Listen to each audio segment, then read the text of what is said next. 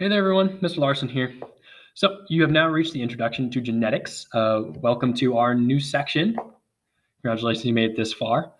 So basically, this is going to be a very simple digital lesson. It's going to go by pretty quick. Basically, there's only a couple sections here. So first, you're going to watch this video here to complete and answer the questions here below. So you're going to watch this video and then create or come up with two different questions that you currently have about genetics or DNA. Either one works.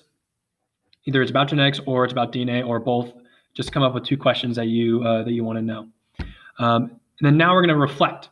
So reflecting back on what we've learned so far, what organelle is DNA found within a cell? So going back to our cell digital lesson. What biomolecule is DNA made from? So going back to our biomolecules lesson.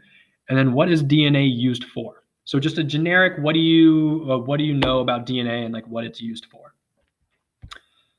So once you complete this section, you're going to move on to this sort of explaining sort of section. So you're going to watch the screencast, and while you're watching the screencast, this is basically a video of me going through a presentation. You're going to answer these 7 questions here below. So these 7 questions are all going to be answered within the screencast. So please go through it, answer the questions before you move on to the practice. So the practice is basically creating a second side of DNA. So using these, using the information here above, as well as your current knowledge, you're going to take this one side of the DNA molecule and create the second one. So basically what nucleotides bind together? What bases pair together? Who is their best friend? So I'm going to get you guys started here. So if you have an A, what is A's best friend?